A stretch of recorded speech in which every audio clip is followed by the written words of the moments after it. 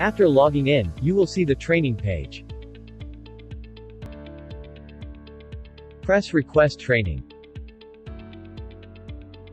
Select one of the available trainings. These are the details of the trainings, and proof of payment image. You can replace proof of payment image.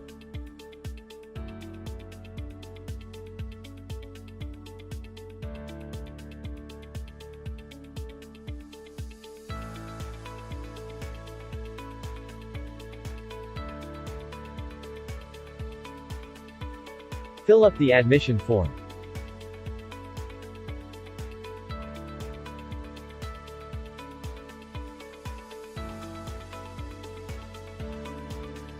Read the terms and conditions, and then click Accept.